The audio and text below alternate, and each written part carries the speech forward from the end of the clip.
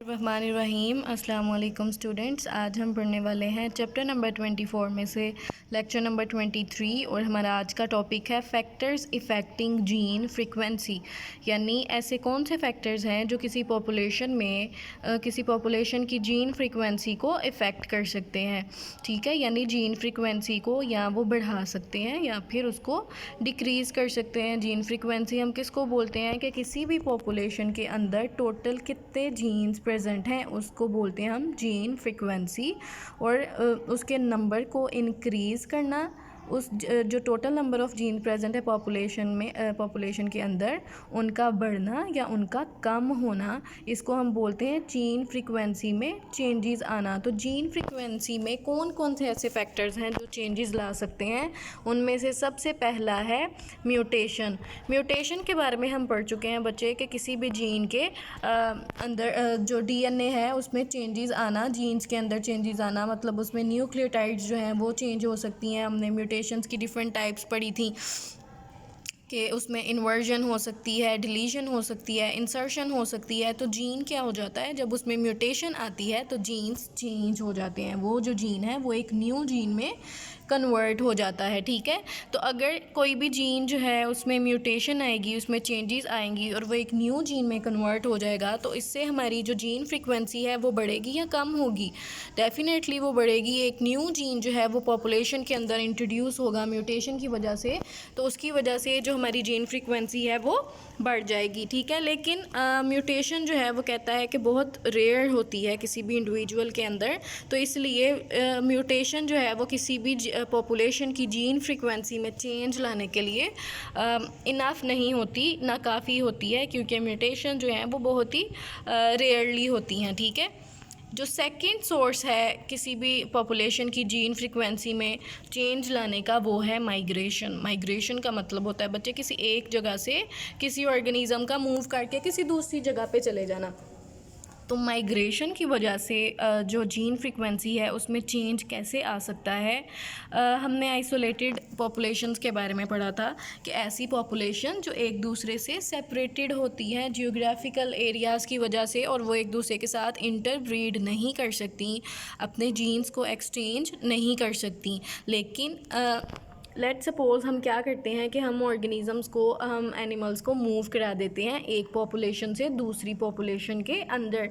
किस तरह से माइग्रेशन होती है? कभी कभार क्या होता है कि गवर्नमेंट की तरफ से किसी दूसरी कंट्री से कुछ एनिमल्स की स्पीशीज़ को इंट्रोड्यूस कराया जाता है हमारी कंट्री से, हमारी कंट्री के अंदर, या फिर हमारे कंट्री से कुछ हम एनिमल्स को मूव करा देते हैं किसी और कंट्री के अंदर। तो इस तरह से तो माइग्रेशन हो सकती है ना ऑर्गेनिज़म्स की, यानी कि एक जगह के ऑर्गेनिज़म्स को हम माइग्रेट करा दें किसी और कंट्री के अंदर, किसी और जियोग्राफिकल एरिया के अंदर। तो इससे क्या होगा, ये जो माइग्रेशन है एनिमल्स की, बेसिकली इससे हम ट्रांसफ़र कर रहे हैं जीन्स को एक जगह से दूसरी जगह में, जीन्स को हम ट्रांसफ़र करा रहे हैं, माइग्रेट करा रहे हैं। तो जब किसी और कंट्री से हम कुछ एनिमल्स को मूव कराते हैं हमारे कंट्री में, और फिर उन एनिमल्स की हम इंटरब्रीडिंग कराते हैं जो हमारे कंट्री के अंदर एनिमल्स थे, तो उससे क्या होगा, उनके दरमियान में इंटरब्रीडिंग होगी, जीन्स शेयर होंगे, और उसके रिज़ल्ट में जो न्यू पॉपुलेशन आएगी, जो न्यू जनरेशन आएगी, उसमें न्यू जीन्स इंट्रोड्यूस होंगे। तो इससे क्या होगा, न्यू जीन्स इंट्रोड्यूस होने की वजह से जो हमारी पॉपुलेशन है उसकी फ्रीक्वेंसी में इजाफा होगा। ठीक है, तो इस तरह से किसी भी पॉपुलेशन की जीन फ्रीक्वेंसी में चेंज ला सकते हैं हम माइग्रेशन करवा के। ठीक है, अब माइग्रेशन जो है वो दो तरह की होती है, उसमें आ जाती है एमिग्रेशन और इमिग्रेशन। एमिग्रेशन का मतलब होता है, एमिग्रेशन के वर्ड को हम एग्जिट से याद रख सकते हैं, और इमिग्रेशन के वर्ड को हम इनवर्ड मूवमेंट से याद रख सकते हैं। एमिग्रेशन का मतलब होता है कि किसी भी एरिया से, फॉर एग्ज़ाम्पल हम पाकिस्तान है, तो पाकिस्तान में से हम अगर कुछ एनिमल्स को मूव करा देते हैं किसी और कंट्री में, तो वो जो एनिमल्स हमने मूव कराए हमारे कंट्री से किसी और कंट्री के अंदर, उसको हम बोलते हैं एमिग्रेशन। इस तरह की माइग्रेशन को हम बोलते हैं एमिग्रेशन। और इमिग्रेशन मतलब किसी और कंट्री से हम अपने कंट्री के अंदर कुछ एनिमल्स को मूव कराते हैं या इंट्रोड्यूस कराते हैं, तो इस तरह की माइग्रेशन को हम बोलते हैं इमिग्रेशन, ठीक है। तो एमिग्रेशन के रिज़ल्ट में, यानी जब हमारी कंट्री में से कुछ एनिमल्स जो हैं वो मूव कर जाएंगे किसी और कंट्री के अंदर, तो उसकी वजह से अब जो हमारी पॉपुलेशन है हमारी कंट्री की, पाकिस्तान की, उसकी जीन फ्रीक्वेंसी में इजाफा होगा या कमी आएगी? तो कमी आएगी, क्योंकि कुछ एनिमल्स यानी कि कुछ जीन्स जो हैं हमारी कंट्री के वो मूव कर चुके हैं किसी और कंट्री के अंदर, जिसके रिज़ल्ट में हमारी कंट्री की जो जीन फ्रीक्वेंसी थी उसमें कमी आ गई है, क्योंकि कुछ जीन्स जो हैं वो अब मिसिंग हैं, क्योंकि वो किसी और कंट्री में मूव कर चुके हैं, एमिग्रेशन हो चुकी है उनकी। और इमिग्रेशन, अगर हम किसी और कंट्री से कुछ एनिमल्स को मूव कराते हैं अपनी कंट्री के अंदर, तो उसके रिज़ल्ट में क्या होगा, हमारी जो पॉपुलेशन है उसकी जीन फ्रीक्वेंसी में इजाफा होगा, क्योंकि न्यू जीन्स इंट्रोड्यूस हो चुके हैं हमारी पॉपुलेशन के अंदर। तो वो जब न्यू ऑर्गेनिज़म जो हैं वो इंटरब्रीड करेंगे हमारे एरिया के एनिमल्स के साथ, तो उसके रिज़ल्ट में जो न्यू जनरेशन प्रोड्यूस होगी उसमें न्यू जनरेशन इंट्रोड्यूस होंगे, तो इसकी वजह से जो जीन फ्रीक्वेंसी है उसमें इजाफा होगा, ठीक है। तो एमिग्रेशन की वजह से जीन फ्रीक्वेंसी में कमी आती है, लेकिन इमिग्रेशन की वजह से जीन फ्रीक्वेंसी में इजाफा होता है, ठीक है। जो नेक्स्ट फैक्टर है जो जीन फ्रीक्वेंसी को अल्टर कर सकता है या चेंज कर सकता है वो है जेनेटिक ड्रिफ्ट। जेनेटिक ड्रिफ्ट का क्या मतलब है बच्चे? जेनेटिक ड्रिफ्ट का मतलब है बाय चांस किसी अलील में चेंज आ जाना। हमने कहा जीन की 2 अलील्स होती हैं, तो किसी अलील में बाय चांस चेंजिंग आना। वो चांस क्या हो सकता है? हम सपोज़ करते हैं कि किसी भी पॉपुलेशन में कुछ एक स्पेसिफ़िक जीन है, वो जो जीन है वो जो ऑर्गेनिज़म है जिनके पास वो जीन है, उन ऑर्गेनिज़म का नंबर जो है वो कम हो रहा है हमारी पॉपुलेशन के अंदर। जैसे हम एंडेंजर्ड स्पीशीज़ के बारे में बोलते हैं, ऐसी स्पीशीज़ जिनका नंबर बहुत कम रह चुका है इस अर्थ के ऊपर या दुनिया के ऊपर, उनकी पॉपुलेशन बहुत कम रह चुकी है, यानी उनके पास जो जीन है, जो उनके स्पेसिफ़िक जीन है, उनका नंबर अब बहुत कम हो चुका है। अब क्या होगा, एक दिन ऐसा आएगा जब वो जो एंडेंजर्ड स्पीशीज़ हैं वो बिल्कुल एक्सटिंक्ट हो जाएंगी, इस दुनिया से वो बिल्कुल ख़त्म हो जाएंगी। तो क्या होगा, जब वो स्पीशीज़ ही ख़त्म हो जाएंगी तो क्या उनके जीन्स भी उनके साथ ख़त्म नहीं हो जाएंगे? जब वो स्पीशीज़ ही इस दुनिया से मिट जाएंगी तो उनके जीन्स भी उनके साथ मर जाएंगे। तो इससे क्या होगा, जो जीन फ्रीक्वेंसी है वो कम होगी, इस दुनिया की जीन फ्रीक्वेंसी क्या होगी, कम होगी, टोटल नंबर ऑफ़ जीन्स कम होंगे। तो क्योंकि वो जो इंडिविजुअल्स थे वो अब टोटली ख़त्म हो चुके हैं। इसको हम बोलते हैं कि किसी भी जो बाय चांस जो है वो चेंज आना, कि बाय चांस किसी जीन का इस पॉपुलेशन में से ख़त्म हो जाना, क्योंकि वो जो कुछ ऑर्गेनिज़म्स रह गए थे जिनके पास वो एक स्पेसिफ़िक जीन था, जब वो भी ख़त्म हो जाएंगे तो वो जीन पॉपुलेशन में से ख़त्म हो जाएगा, ठीक है। तो जिसकी वजह से जो जीन फ्रीक्वेंसी है उसमें कमी आएगी, ठीक है। क्या कहता है वो, दिस में occur in a small population when a few individuals fail to reproduce and then genes are lost from the population, ठीक है। किसी भी हम क्या कहते हैं कि कोई एक ख़ास स्पीशी थी, उसकी बहुत ही स्मॉल पॉपुलेशन थी, ठीक है, उसमें सिर्फ चंद ऑर्गेनिज़म रह चुके थे, और अगर वो चंद ऑर्गेनिज़म्स भी रिप्रोड्यूस नहीं कर पाते, न्यू जनरेशन नहीं प्रोड्यूस कर पाते, और वो अल्टीमेटली उनकी डेथ हो जाती है, मतलब उनकी कोई न्यू जनरेशन नहीं आई, तो जब वो ऑर्गेनिज़म्स जो हैं उनकी डेथ हो जाएगी तो उनकी पॉपुलेशन ख़त्म हो जाएगी, क्योंकि उन्होंने अपनी पॉपुलेशन बढ़ाने के लिए, जनरेशन बढ़ाने के लिए कोई न्यू इंडिविजुअल्स प्रोड्यूस नहीं किए थे, ठीक है।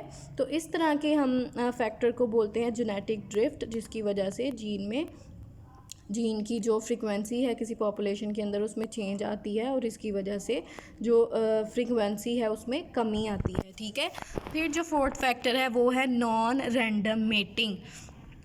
नॉन रैंडम का मतलब बच्चे होता है कि जिस तरह से हम सिलेक्टिव ब्रीडिंग कराते हैं या सिलेक्टिव मेटिंग कराते हैं ऑर्गेनिज़म्स के अंदर, अगर हम सिलेक्टिव ब्रीडिंग नहीं कराते तो अदरवाइज़ ऑर्गेनिज़म क्या करते हैं, रैंडमली ब्रीड करते हैं। कोई भी जो एनिमल है वो किसी भी एनिमल के साथ ब्रीड कर सकता है, क्योंकि एनिमल्स के अंदर फैमिली सिस्टम नहीं होता जिस तरह ह्यूमंस के अंदर होता है, ठीक है।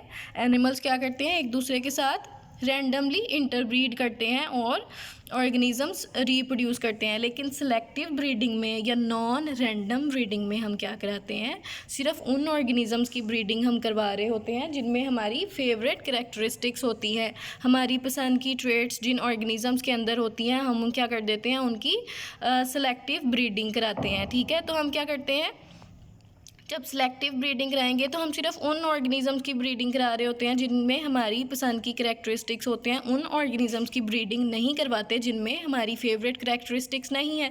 तो उसके रिज़ल्ट में क्या होता है कि जो न्यू इंडिविजुअल्स आते हैं वो सिर्फ उनके ही प्रोड्यूस होंगे जिनमें फेवरेट कैरेक्टरिस्टिक्स थी या जिनकी हमने सेलेक्टिव ब्रीडिंग करवाई थी।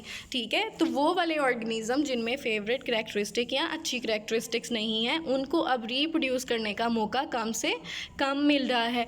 ठीक है, तो नॉन रैंडम मेटिंग की वजह से या सेलेक्टिव ब्रीडिंग की वजह से हम सिर्फ कुछ चंद ही ऑर्गेनिजम्स को रीप्रोड्यूस कराते हैं और वो अपनी न्यू जनरेशन्स प्रोड्यूस कर पाते हैं।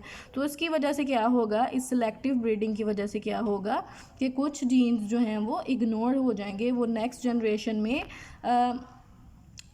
जनरेशन में ट्रांसफ़र नहीं हो पाएंगे। तो आहिस्ता आहिस्ता वो वाले जीन्स जो हैं वो पॉपुलेशन में से ख़त्म होना शुरू हो जाएंगे। ठीक है, तो इस तरह से जब वो जीन्स पॉपुलेशन में से ख़त्म होना शुरू हो जाएंगे तो उससे जीन फ्रीक्वेंसी को क्या फ़र्क पड़ेगा, उससे जीन फ्रीक्वेंसी में कमी आएगी। ठीक है, तो इस तरह से जो नॉन रैंडम मेटिंग है वो किसी पॉपुलेशन की जीन फ्रीक्वेंसी को अल्टर कर सकती है। जो नॉन रैंडम मेटिंग होती है ना बच्चे, इसके रिज़ल्ट में जो हेट्रोजाइगोट कंडीशन होती है या हेट्रोजाइगोट इंडिविजुअल्स होते हैं उनमें कमी आना शुरू हो जाती है। ठीक है, यानी जब हम सिर्फ उन ऑर्गेनिजम्स को मेट करवाएंगे जिसमें हमारी पसंद की कैरेक्टरिस्टिक्स हैं, या जब हम सेलेक्टिव ब्रीडिंग करवा रहे होते हैं तो हम सिर्फ कुछ ही जीन्स को मौका दे रहे होते हैं नेक्स्ट जनरेशन में ट्रांसफ़र होने का।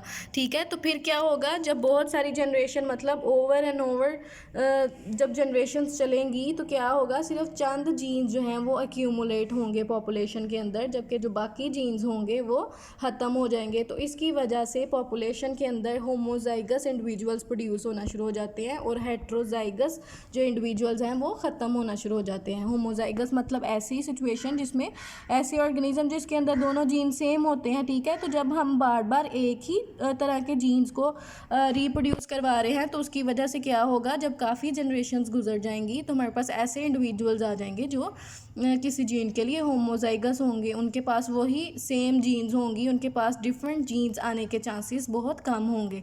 तो इसलिए हम कहते हैं कि जो नॉन रैंडम मेटिंग होती है उसके रिज़ल्ट में हेट्रोजाइगस इंडिविजुअल जो हैं वो उनकी पॉपुलेशन कम हो जाती है और होमोजाइगस इंडिविजुअल जो हैं उनकी पॉपुलेशन में इजाफा होना शुरू हो जाता है। फिफ्थ और लास्ट वाला जो फैक्टर है वो है सिलेक्शन। सिलेक्शन बच्चे वही बात जिसमें नेचुरल सिलेक्शन भी आ जाती है और आर्टिफिशियल सिलेक्शन भी आ जाती है। नेचुरल सिलेक्शन में क्या होता है कि नेचर सेलेक्ट करती है ऐसे ऑर्गेनिजम्स को जिनमें बेस्ट कैरेक्टरिस्टिक्स होती हैं, जो बेटर सर्वाइव कर सकते हैं, अडॉप्ट कर सकते हैं इन्वायरमेंट में, और वो वाले ऑर्गेनिज्म जिनके पास बेटर क्वालिटीज़ नहीं होती उनको नेचर रिजेक्ट कर देती है। इसी तरह से हम आर्टिफिशियल सिलेक्शन में भी करते हैं कि हम सिर्फ उन ऑर्गेनिजम्स को सिलेक्ट करते हैं जिनके पास अच्छी करैक्टरिस्टिक्स होती हैं और उन ऑर्गेनिजम्स को इग्नोर कर देते हैं जिनके पास अच्छी करैक्टरिस्टिक्स नहीं होती। तो इसकी वजह से क्या होता है कि सिर्फ वही ऑर्गेनिजम्स रिप्रोड्यूस कर सकते हैं या ज़्यादा जनरेशन प्रोड्यूस करते हैं जिनके पास अच्छी करैक्टरिस्टिक्स होती हैं, और वो वाले ऑर्गेनिज्म जिनके पास अच्छे खसूसियात नहीं होती वो आहिस्ता आहिस्ता ख़त्म होना शुरू हो जाते हैं। वो जब न्यू जनरेशन्स ही प्रोड्यूस नहीं कर पाएंगे, उनको बहुत कम मौका मिलेगा अपनी नस्ल बढ़ाने का या न्यू ऑफस्प्रिंग्स प्रोड्यूस करने का, तो आहिस्ता आहिस्ता उनकी जनरेशन जो है वो ख़त्म होना शुरू हो जाएगी और वो वाले ऑर्गेनिज़म जिनके अंदर अच्छी करैक्टरिस्टिक्स हैं, अच्छे जीन्स हैं, वो ज़्यादा जो है वो रीप्रोड्यूस करेंगे, ज़्यादा सक्सेसफुली न्यू जनरेशन प्रोड्यूस करेंगे। तो इसकी वजह से क्या होगा, आहिस्ता आहिस्ता वो जीन्स जो बेस्ट जीन्स नहीं हैं वो इस पॉपुलेशंस में ख़त्म होना शुरू हो जाएंगे।